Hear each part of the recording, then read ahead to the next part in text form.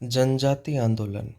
राजस्थान में भील, मीणा व गरासिया जनजाति प्राचीन काल से निवास करती है।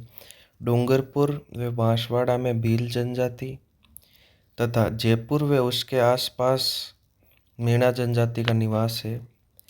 भील का शाब्दिक अर्थ तीर है। भीलों के निवास स्थान को कू तथा भीलों के क्षेत्र भोमट कहा गया है। इस जनजाति में सामाजिक बुराइयों का यानी डाकण प्रथा प्रचलन था। अतः राजस्थान में भील व मीणा आंदोलन हुए।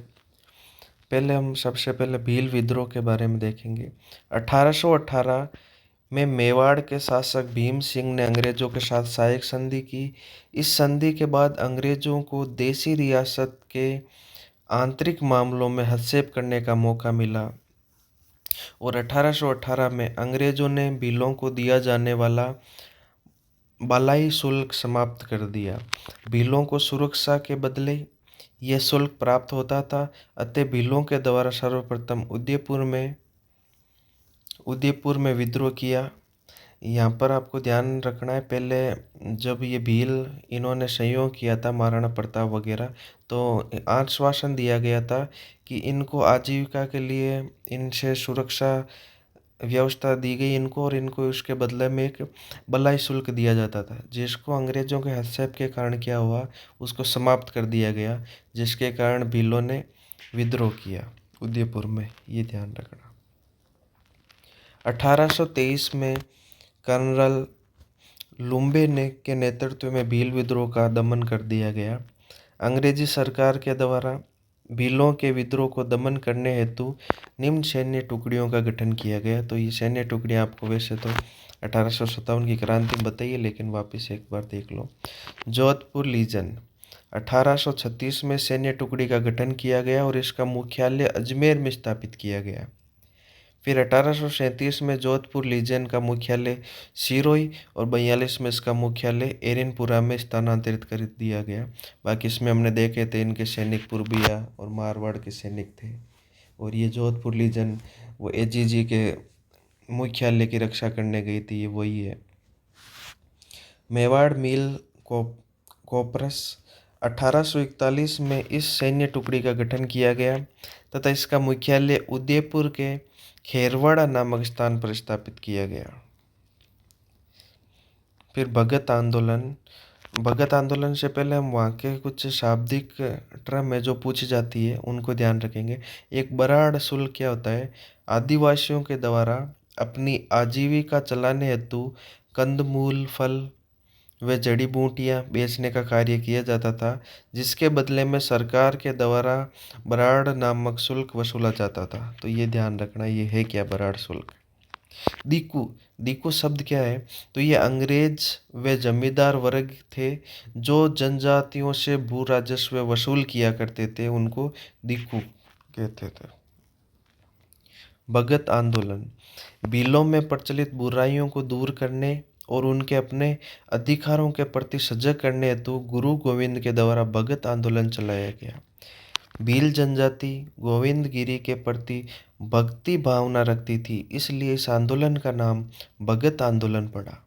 गोविंद गिरी का जन्म, अब गोविंद गिरी के बारे में देखेंगे। गोविंद गिरी का जन्म 1858 में डूंगरपुर के बासिया नामक स्थान पर बंजारा परिवार में हुआ। गोविंद गिरी के गुरु का नाम राजगिरी था। स्वामी दयानंद सरस्वती की प्रेरणा से गोविंद गिरी के द्वारा आदिवासी सुधार व स्वदेशी आंदोलन चलाए गए। गुरु गोविंद गिरी के द्वारा भगत आंदोलन को लोकप्रिय बनाने के लिए 1883 में संप सभा की स्थापना की। तो संप सभा की स्थापना कब की? इम्पोर्टेंट क्वेश्चन बनता है, और किसने की, ये यहाँ पर नोट कर लेना। संप शब्द का से तात्पर्य है आपसी भाईचारा व एकता। संप सभा का पहला अधिवेशन 1903 में, 20 साल बाद में 1883 में तो इसकी स्थापना हुई, और 20 साल बाद 1903 में बांसवाड़ा स्थित मानगढ़ की पहाड़ी पर आश्विन पूर्णिमा को आयोजित किया गया। इस अधिवेशन के दौरान यह निर्णय लिया गया कि प्रत्येक वर्ष संप सभा का अधिवेशन आयोजित किया जाएगा। गोविंद गिरी ने गुजरात के ईडर को अपनी कर्मस्थली के रूप में स्थापित किया।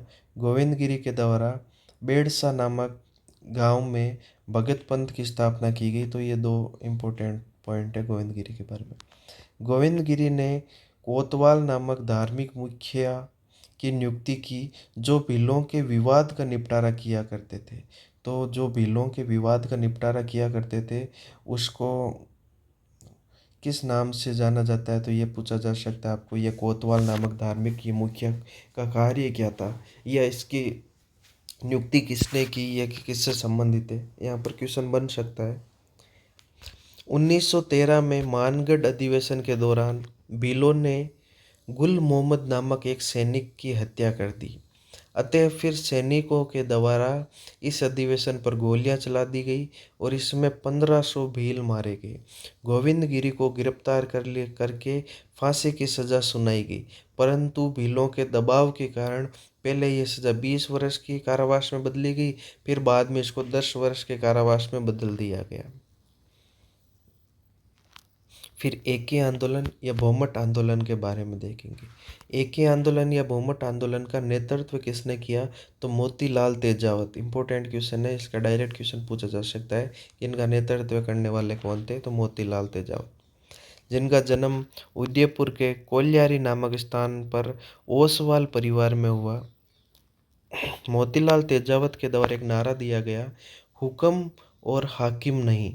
ये ध्यान रखना, ये डायरेक्ट पूछ सकता है, हुक्म और हाकिम नहीं, ये किसका नारा है, तो मोतीलाल तेजावत। तेजावत के द्वारा वनवासी संघ की स्थापना की गई थी। वनवासी संघ की स्थापना किसने की, डायरेक्ट वन लाइनर क्वेश्चन है, तेजावत के द्वारा।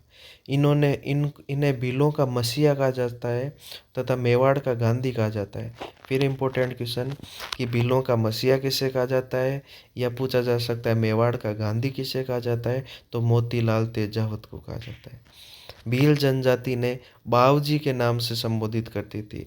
तो आपको दे सकता है निम्न में से किसको बावजी के नाम से संबोधित किया जाता था, तो मोतीलाल तेजावत को। मोतीलाल तेजावत के द्वारा भीलों को उनके राजनीतिक अधिकार दिलाने हेतु 1921 में चित्तौड़गढ़ के रासमी तहसील स्थित मातरकुंडिया, जिसको राजस्थान का हरिद्वार कहते हैं, नामक स्थान पर 21 सूत्री मांगे प्रस्तुत की गई, जिन्हें मेवाड़ की पुकार कहा जाता है, जिनमें कोई भी मांग नहीं मानी गई। ये ध्यान रखना आपको। 21 सूत्री मांगे किसने प्रस्तुत की, मोतीलाल तेजावत ने। और इनको क्या कहा जाता है, मेवाड़ की पुकार कहा जाता है 21 सूत्री मांगों को। फिर 1922 में नीमड़ा नामक स्थान पर मोतीलाल तेजावत के द्वारा आंदोलन किया गया। यहाँ सैनिकों के द्वारा गोलियां चला दी गई, जिसमें 1200 भील मारे गए। तो यहाँ पर ध्यान रखना, एक तो मानगढ़ पहाड़ी पर 1500 भील मारे गए थे, यहाँ पर 1200 भील मारे गए नीमड़ा में। और यहाँ नेतृत्व कौन कर रहे थे, मोतीलाल तेजावत। 1929 में गांधी जी के कहने पर, किसके कहने पर, महात्मा गांधी जी के कहने पर मोतीलाल तेजावत के द्वारा गुजरात के खेड़बरम नामक स्थान पर आत्मसमर्पण कर दिया गया। फिर मीणा आंदोलन। मीणा कॉपरस यानी 1855 में मीणा विद्रोह को दबाने के लिए मीणा कॉपरस नामक सैन्य टुकड़ी का गठन किया गया। इसका मुख्यालय देवली में स्थापित किया गया। 1924 में क्रिमिनल ट्राइब्स एक्ट पारित किया गया, जिसके तहत 1930 में जयपुर में जरायम पेशा कानून लागू किया गया। इस कानून के अनुसार 12 वर्ष से अधिक आयु के महिला व पुरुष को रोजाना पुलिस थाने में हाजिरी देना अनिवार्य किया गया। यहाँ पर ऐसे इनको ऐसा लगता था कि जो ये मीणा वगैरह है, ये आपराधिक मामले होने, ज़्यादा आपराधिक घटना होने के कारण उनकी रोज़ हाजिरी लेना अनिवार्य कर दिया गया था। फिर इसके विरोध में ही ये आंदोलन वगैरह हुए। तो पंडित बंशीधर शर्मा व लक्ष्मी नारायण सरवास ने इस कानून का विरोध किया गया और 1944 में जैन मुनि मगन सागर जी के नेतृत्व में नीम का थाना नामक स्थान पर एक सभा का आयोजन किया गया। यहाँ जयपुर राज्य मीणा सुधार समिति की स्थापना की गई, जिसके अध्यक्ष पंडित बंशीधर शर्मा तथा संयुक्त मंत्री लक्ष्मी नारायण जरवाल थे। इन दोनों के प्रयासों से ही 1952 में जयराम पेशा कानून को समाप्त किया गया। एक ये ठक्कर बापा क्या होता है? ठक्कर बापा को पिछड़ी जाति का मसीहा कहा जाता है। इन्होंने जनजाति को समाज की मुख्य धारा में जोड़ने का कार्य किया। तो ठक्कर बापा को क्या कहा जाता है? पिछड़ी जाति का मसीहा। तो पिछड़ी जाति का मसीहा किसे कहा जाता है? ये डायरेक्ट क्वेश्चन आ सकता है, तो ठक्कर बापा।